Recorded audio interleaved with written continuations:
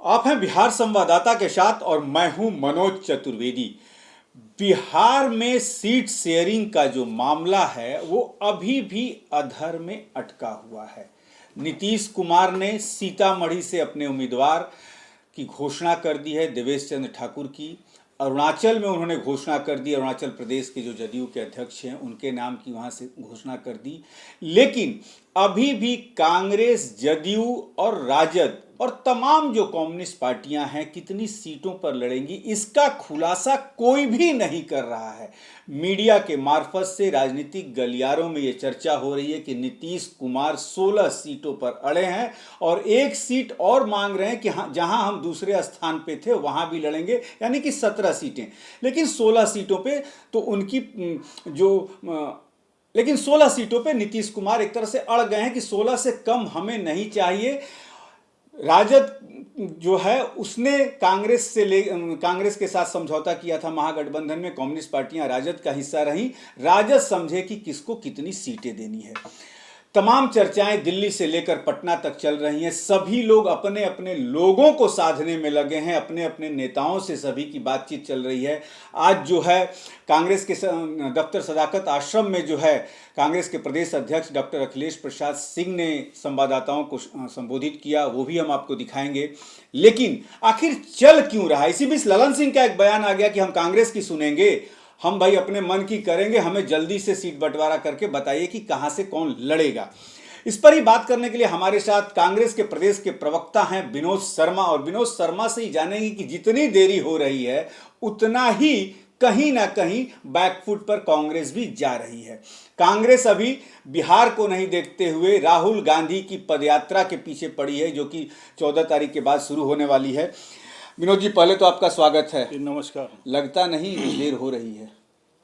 जी नहीं, अभी कोई देर नहीं हो रही है। देखिए, शुभ काम हम लोग 14 जनवरी के बाद करते हैं और हमारे प्रदेश अध्यक्ष अखिलेश जी ने भी इस बात की चर्चा की है। हम तो आगे हैं, हम तो कई एक बैठकें कर चुके हैं। बिहार के मामले में हमारे केंद्रीय नेतृत्व को हमारे प्रदेश अध्यक्ष ने अपनी लिस्ट दे दिए हैं और दिल्ली हमारे जो केंद्रीय नेतृत्व है आदरणीय नीतीश जी लालू जी के संपर्क में है, उनको अपना सुझाव दे चुका है और निश्चित रूप से हम लोग आगे हैं। अभी हम लोग प्रोसेस में हैं और 14 जनवरी के बाद सारे निर्णय हो जाएंगे। कहीं कोई हम लोग को हड़बड़ी नहीं है। हड़बड़ी तो भाजपा की होनी चाहिए, जो कि चिराग पासवान आज कहा कि हम 40 सीट पर लड़ने की बात करेंगे अगर नहीं हमसे बात होता है तो। पारस को कितने सीट भाजपा देगा ये बताना चाहिए। उपेंद्र कुशवाहा किस बैनर पर लड़ेंगे, भाजपा के कि या किसी दूसरी पार्टी के बैनर पर, ये चर्चा होना चाहिए। क्योंकि हम लोग स्पष्ट हैं, हम लोग 40 की 40 सीटों को पर लड़ेंगे। हमारे राजद हो, जदयू हो या कांग्रेस हो, हम लोग 40 सीटों को अपना मानकर चल रहे हैं और हम एक साथ होकर के लेफ्ट उसके साथ मिलकर के 40 की 40 सीटों पर लड़ेंगे और उस पर जीत दर्ज करेंगे, उसका हम प्रयास कर रहे हैं। विनोद जी, आप भाजपा की तरफ उंगली उठा रहे हैं और पार्टी में आपके सहयोगी जो हैं जदयू उसके ललन सिंह जो कह रहे हैं कि हम किसी का इंतजार नहीं करेंगे, हम जल्द से जल्द अपनी तैयारी शुरू करेंगे। तो ये तो विरोधाभास बयान आ रहा है। भाजपा की आप छोड़ दीजिए। कोई विरोधाभास नहीं है। उन्होंने अपनी बात रख दी, हमने अपनी बात रख दी। अब मिल बैठकर हम लोग उस पर आगे राय कर रहे हैं। आपस में राय शुमारी हो रही है, सभी दल एक साथ हैं और ठीक है, अपनी व्यक्तिगत राय कोई भी कह सकता है।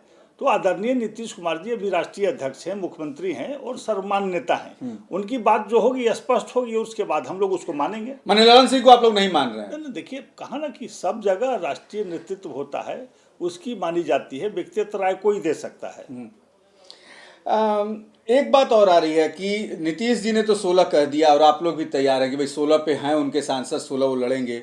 बची 24 सीटें, 24 में 9 आप लोग डिमांड कर रहे हैं और लालू कह रहे हैं कि नहीं भैया हम 4 को देंगे, 4 को से ज्यादा। देखिए, अभी कहीं इस तरह की कोई बात नहीं हुई है। चर्चा जरूरी है, सबका सुझाव लिया गया है, अपनी अपनी सीटें दी गई हैं, कौन कहाँ मजबूती से लड़ सकते हैं, रिजल्ट दे सकते हैं और अंतिम निर्णय एक साथ बैठकर होगा।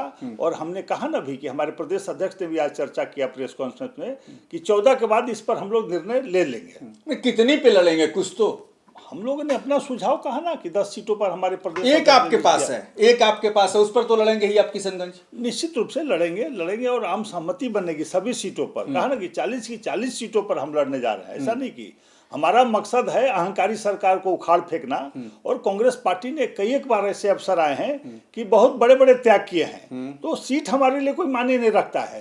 40 सीटें जितना हमारे लिए मायने रखता है, हमारे गठबंधन के जो भी साथी लड़ेंगे वो जीतेंगे। कम्युनिस्ट को कैसे मनाएंगे आप लोग? सब लोग मानेंगे। 8 सीटों का डिमांड कर रहे हैं तीनों मिलके, सीपीआईएम, सीपीआई और माले मिलके। सबका अधिकार है मांग करना, अपने हक की बात करना, अपनी स्थिति मजबूती से रखना, तो सब लोग रख रहे हैं। लेकिन आम सहमति बनेगी इस पर, इसमें कहीं कोई विरोधाभास नहीं होगा, क्योंकि सब लोग समझदार हैं, सब लोग जानते हैं कि इस अहंकारी सरकार को हटाने के लिए हम एक होकर लड़ेंगे, तभी संभव है। यदि नहीं बनी विनोद जी तो नहीं, ऐसी बात नहीं है। नहीं बनी तो बनेगी। बंगाल में कहाँ बन रही है? बंगाल में तो कह दिया कि 1 सीट देंगे ममता ने। अधीर रंजन चौधरी आप ही के कहे कि हम कोई भिखमंगा थोड़ी है कि आपसे 1 सीट लेंगे। अभी कहा ना कि जब तक केंद्रीय नेतृत्व नहीं निर्णय लेता है तब तक स्थानीय स्तर पर इस तरह की बातें होती है, हर एक राज्यों में होती है। लेकिन वहां भी होगा। पूरे देश में एक गठबंधन, इंडिया गठबंधन जो बना है, पूरी मजबूती से काम करेगा, क्योंकि सब लोग जान रहे हैं कि देश की जनता को अहंकार से निजात दिलाना है, महंगाई से, बेरोजगारी से, जो अराजकता का वातावरण फैलाया जा रहा है उससे निजात दिलाना है। इसलिए सब लोग मन बना चुके हैं कि हम मिलजुल कर आपस में आम सहमति बनाएंगे। आप ही लोगों ने कहा है कि क्षेत्रीय पार्टी का वजूद देखते हुए उनकी सीटों को वहां दिया जाएगा। बंगाल में ममता है, उधर अखिलेश जो है कह रहे हैं कि भैया 80 में जो है 80 में एकदम 5 सीट ही देंगे कांग्रेस को। यहाँ पे भी उत्तर प्रदेश से भी आवाज आने लगी है। अभी तो कांग्रेस तो बैकफुट पे जा रही है विनोद जी। नहीं, कहीं बैकफुट पर कांग्रेस नहीं है। मैंने पहले भी चर्चा किया कि कांग्रेस पार्टी ने देश हित और राज्य हित में हमेशा चुनाव लड़ा है और काम किया है, त्याग भी किया है। तो कांग्रेस पार्टी हर स्तर पर तैयार है अपने साथियों को साथ मिलकर लड़ने के लिए, और कहीं कोई समस्या सीट नहीं आएगी। हम लोग आपसी सहमति से अब सबको सम्मानजनक सीटें देंगे। विनोद जी, कांग्रेस इतनी सीटों पर तो पूरे देश में निश्चित तौर पर लड़ेगी कि एक सम्मानजनक सीट आए कि प्रधानमंत्री उसका बने। देखिए, अभी प्रधानमंत्री, क्योंकि नीतीश को तो आप लोग प्रधानमंत्री बनने नहीं देंगे। अभी ये मुद्दा ही नहीं है। अभी मुद्दा है कि इस अहंकारी सरकार को हटाना है, अहंकारी प्रधानमंत्री को हटाना है, देश की जनता को निजात दिलाना है। और ये तय होगा चुनाव के बाद, आम सहमति से होगा कि प्रधानमंत्री हमारे कौन होंगे। तो विनोद जी, आप प्रवक्ता हैं, अपनी पार्टी का बचाव करना आपका फर्ज है, लेकिन उस दिन जो बैठक हुई उसमें तो मल्लिकार्जुन खड़गे का नाम आ गया प्रधानमंत्री के नाम के ऊपर। ममता ने उसका सपोर्ट, केजरीवाल ने सपोर्ट कर दिया। व्यक्तिगत राय कोई अपनी दे सकता है, मीटिंग में दिया, लेकिन हमारे आदरणीय नेतृत्व में खुद खड़गे साहब ने कहा कि नहीं, अब इस पर हम लोग बात नहीं करेंगे। अभी हम लोग अपने लक्ष्य मछली का आंख भेदना है, अहंकारी सरकार को हटाना है, तो हम उसके लिए तैयारी कर रहे हैं। अभी ये चर्चा कहाँ, अभी तो प्रधानमंत्री की दूर दूर तक चर्चा नहीं होगी। हम चुनाव जीत के आएंगे, हमारे सांसद मिलकर, सभी गठबंधन मिलकर प्रधानमंत्री तय करेंगे। विनोद जी, अब एक दूसरे मामले पे जरा आ जाएं। कल जो है कांग्रेस पार्टी को भी निमंत्रण गया। जयराम रमेश ने पत्र जारी करके कह दिया कि हम नहीं जा रहे हैं, हम इस निमंत्रण को स्वीकार नहीं कर रहे हैं। कम्युनिस्ट पार्टियों ने भी। लेकिन देश में जो ये राम की लहर चल रही है, आखिर राम से क्यों बैर है आप लोगों को इतना? देखिए, धर्म एक आस्था का विषय है और ईश्वर भी आस्था का विषय है। हमारे सनातन धर्म में 33 करोड़ देवी देवताओं की चर्चा है। कौन किसकी पूजा करेगा उसकी व्यक्तिगत राय है।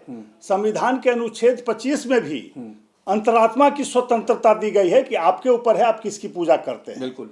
तो हमें बाध्य कोई नहीं कर सकता। हम किसी के आमंत्रण पर क्यों जाएंगे भाई? हम खुद पूजा करते हैं, हम किसी कहने पर पूजा करने जाएंगे? तो विनोद जी, आप ही के प्रधानमंत्री ने तो ताला खुलवाया था।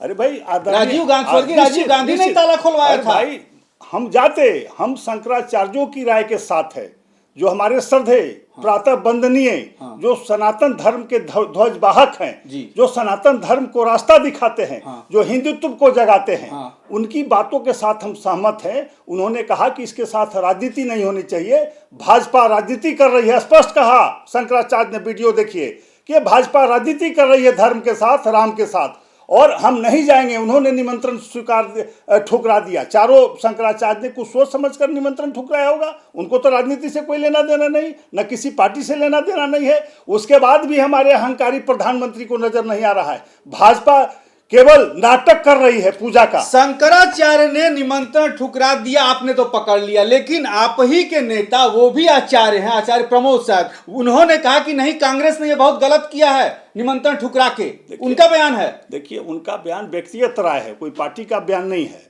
वो देने के लिए हम भी स्वतंत्र हैं। हमारी ही सरकार ने कर्नाटक में सभी जगह पूजा पाठ की घोषणा कर दी, तो अच्छी बात है। पूजा पाठ से हम कहाँ भाग रहे हैं, राम को कहाँ नहीं मान रहे हैं, हम मंदिर से खुश हैं, सब खुश है।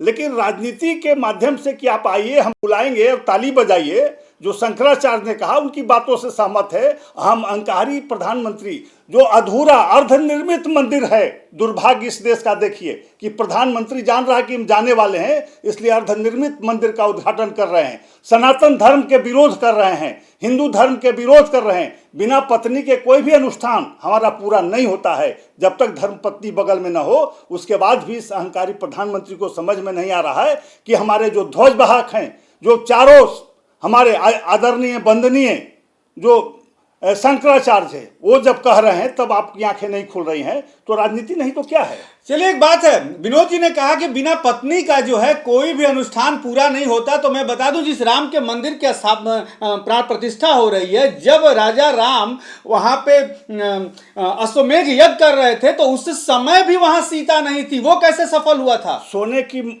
सीता बनाई गई थी, आपके संज्ञान में ला दें, उस समय भी सोने की सीता का मतलब आप कहना ये प्राण प्रतिष्ठा किया गया था उसमें। मतलब आप कहना ये चाहते हैं कि प्रधानमंत्री नरेंद्र मोदी की पत्नी वहां सोने की बना दी जाए, तब ये निश्चित रूप से निश्चित प्राण प्रतिष्ठा। लेकिन वो अगर उपलब्ध है तो उनको लाना चाहिए। क्यों शर्म आ रही है प्रधानमंत्री को? क्यों नहीं कहते कि हमने शादी नहीं किया? या तो झूठ बोलते हैं। अभी भी ये वंदनीय यशोदाबेन जी, जिनको सब लोग नमन करते हैं, जिन्होंने हमारी संस्कृति को जिंदा रखा, अभी भी वो पति को मान रही है। जो पति उनका तिरस्कार किया अभी तक, उसका भी अभी टीका लगा के अपने सुहाग व्यक्त चल रही है। उसके बाद भी अभागा होगा वो व्यक्ति जो अपनी पत्नी को न माने। कहा जा रहा है कि राम जो है इस बार बेड़ा पार करेंगे। संत महात्माओं ने ये कर दिया है कि एकदम राम पार लगाएंगे, मोदी आ रहे हैं 2024 में। देखिए, बजरंग बली ने तो इनकी कमर तोड़ दी है कर्नाटक के चुनाव में। हमारे आदरणीय प्रधानमंत्री याद तो फिर तीन चुनाव आगे का तीन का बात, तीन चुनाव के बाद का देखिए ना। हिंदुत्व क्या नारा दे रहे थे, हिमाचल में उलट गए। 3 चुनाव में अभी जो चल रहा है, जो वकीलों ने आपको दिल्ली में दिखा दिया प्रदर्शन करके कि ईवीएम में कैसे छेड़छाड़, कैसे वोट है, तो सामने बातें आ रही हैं। तो कहीं न कहीं से छत्तीसगढ़ का किसी भी मीडिया ने नहीं दिखाया था, न भाजपा को विश्वास था कि हम जीतेंगे। तो कहीं न कहीं से घपला हुआ है। जनता हमारे साथ है, जिसका प्रमाण 10 लाख वोट हमें ज्यादा उनसे मिले। विनोद जी, कांग्रेस कर्नाटक जीतती है, हिमाचल जीतती है तो घपला नहीं होता ईवीएम में और भाजपा जब जीत जाती है 3 राज्यों में तो घपला हुआ। ये कहाँ का न्याय है साहब? शुरू से क्यों कहते हैं आप लोग ऐसा? ना, न्याय इसलिए है, आप लोगों ने वकीलों की लॉबी को उसका दिया है। आप ही के बड़े-बड़े वकील हैं, कोई हमारे वकील उसमें नहीं है। कपिल सिब्बल से लेकर तमाम लोग हैं। कपिल सिब्बल कहीं नहीं उसमें है। वहाँ के स्थानीय जो वकील हैं, जो बुद्धिजीवी हैं, जो देश का हित चाहते हैं, जो अहंकार को मिटाना चाहते हैं, वैसे वकील हैं। और जहां तक चुनाव हारने का सवाल है, 3 राज्य हम भी जीते हैं, इसको भूलते हैं आप। तेलंगाना और 2 राज्य पहले हम जीत चुके हैं। मीडिया इसकी चर्चा नहीं करता है, कहता है अल्प मतों से जीते हैं, कम मार्जिन से जीते हैं। वो कौन बहुत बड़ी मार्जिन से जीत गए हैं? वो भी तो 1500 से सारी सीटें जीते हैं। हमारा मत ज्यादा पड़ा है, 10 लाख ज्यादा मत तीनों राज्य में पड़े हैं। तो कहीं न कहीं गड़बड़ी के संकेत आ रहे हैं, क्योंकि वो विश्वास में थे कि बजरंग बली हमको कर्नाटक में जिताएंगे, इसलिए वो छेड़छाड़ नहीं किए। उल्टा पड़ा। हिमाचल में वो जानते थे कि हिंदू है यहाँ 90%, हमको कौन हराएगा, वहां भी हिंदुओं ने हरा दिया। तो जब लगा कि जब हिंदू हरा रहे हैं, बजरंग बली हरा रहे हैं, तो उन्होंने कहीं न कहीं से कुछ साजिश रची है, जिसकी चर्चा पूरे देश में हो रही है। निमंत्रण कांग्रेस को मिला, नहीं गई। आप जाना चाहेंगे कांग्रेस एज ए हिंदू के नाते? ना, मैं तो अपने घर में राम की पूजा, अपने दिल में राम को रखता हूँ। मैं प्रदर्शन दिखाने में के लिए थोड़ी विश्वास करता हूँ, उससे हम बड़े राम खुश हो जाएंगे क्या? जो अभागा होगा, जो एक दिन पूजा करता हो, भर दिन अपराध करता हो, गलत काम करता हो, देश में अराजकता फैलाता हो, वैसे लोग की मैं घोर भर्त्सना करता हूँ कि दिखावे के लिए केवल देश के लोगों को कह रहे हो कि हम पूजा करते हैं और राम को मान रहे हैं, और राम के आचरण के विपरीत आप काम कर रहे हो। राम ने जो सनातन संस्कृति का ध्वज गाड़ा, उसको उखाड़ कर आप फेंक रहे हो। हिंदुत्व को ठेंगा दिखा रहे हैं हमारे प्रधानमंत्री। आदरणीय शंकराचार्यों की राय नहीं मान रहे हैं। उन्होंने शंकराचार्यों ने तो यहाँ कहा कि रामानंद संप्रदाय की जो आप बात करते हैं उसको आप सौंप दीजिए, उसमें हम जाएंगे। आपको हिम्मत क्यों नहीं है कि भाजपा के कार्यकर्ताओं से आप आमंत्रण भेजवा रहे हैं? क्यों भाजपा के कामेश्वर चौपाल जैसे लोग जो 100% भाजपाई हैं उसके सदस्य हैं, चंपत राय 100% भाजपाई है वो सदस्य है, उसके आमंत्रण में हम क्यों जाए? मैं चाहते हैं कि प्रधानमंत्री निमंत्रण दे। नहीं, प्रधानमंत्री भी कौन होते हैं? वो भी भाजपा के एक सदस्य हैं। हमें रामानंद संप्रदाय के लोग देते, कोई शंकराचार्य देते, तब पूछते हमसे कि आप क्यों नहीं गए। चलिए, कहा जाता है कि धर्म के बिना राजनीति भी नहीं चलती है, लेकिन भारत में धर्म और राजनीति को साथ में जोड़ दिया जाता है। जहां एक तरफ धर्म हो जाता है, राजनीति हो जाती है, और देखा यह जाता है कि धर्म जो है हमेशा राजनीति पर भारी पड़ा है। अंतिम सवाल विनोद जी आपसे लेंगे। आप लोग शुभ मुहूर्त देख रहे हैं और भाजपा एकदम दनादन बिहार में तैयारी शुरू कर दी है। स्मृति ईरानी से लेके और तमाम उसके बड़े नेता एकदम शुरू कर दिए दौरा, पिछड़ रहे हैं आप लोग। देखिए, भाजपा के पसीने छूट रहे हैं, उनको रुमाल देने की जरूरत है। अभी रात में वो रो रहे हैं, सारे जो भी अभी सांसद हैं रो रहे हैं, जान रहे हैं अपनी हार की ओर, पूरी तरह से टकटकी लगाए हुए कि ये सीट हमको हारना है, इसलिए वो बेचैनी में हैं। और चिराग पासवान का आप बयान नहीं देखा लगता है कि हम 40 सीटों की तैयारी कर रहे हैं। उपेंद्र कुशवाहा, मैंने पूछा ना कि उपेंद्र कुशवाहा की पार्टी नहीं है, किस पार्टी के बैनर पर लड़ेंगे, कितने सीटें दे रही है भाजपा। हम लोग तो अपना कार्य शुरू कर चुके हैं।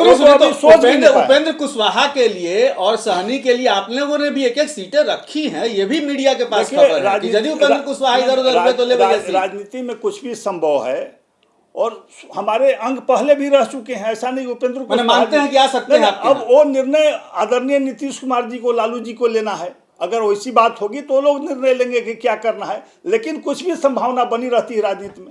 अच्छा विनोद जी, आपने ये बात कही, यदि मान लीजिए लालू और नीतीश उपेंद्र कुशवाहा और मुकेश सहनी को नहीं लाते तो क्या कांग्रेस अपनी झोली से दोनों को सीट दे सकती है कि नहीं? देखिए, राजनीतिक संभावना बनेगी। देखिए, आम सहमति से ही, हमको भी कोई अपना नहीं, सब सीटों में हम लोग आपस में बैठकर बात करेंगे। किसी को देना होगा तो सबकी सहमति से ही कोई बात बनेगी। तो जब लोग सहमत होंगे तो हम भी सहमत होंगे उनके साथ। चलिए, ये थे विनोद शर्मा जो हैं कांग्रेस के प्रवक्ता प्रदेश के, और कहा कि भाजपा के नेताओं और उनके जो सांसद हैं, जीते हुए सांसद, वो रात में रुमाल से अपना आंसू पोंछ रहे हैं कि जीतेंगे तो कैसे जीतेंगे। अब देखना यह है कि एक तरफ ईवीएम के ऊपर भ्रष्टाचार का मुद्दा उठा हुआ है, जो तमाम जो देश के बड़े वकील हैं उन्होंने उठाया हुआ है कि ईवीएम से नहीं अब बैलेट से चुनाव हो। दूसरी तरफ कहीं ना कहीं राम मंदिर का नारा गूंज रहा है। देखना यह होगा कि भारतीय राजनीति अपना दिशा जो है क्या धर्म के साथ तय करती है या भ्रष्टाचार, ईवीएम के भ्रष्टाचार के ऊपर लगे आरोपों के साथ। इस पर भी नजर रहेगी। आप बने रहिए हमारे साथ। नमस्कार।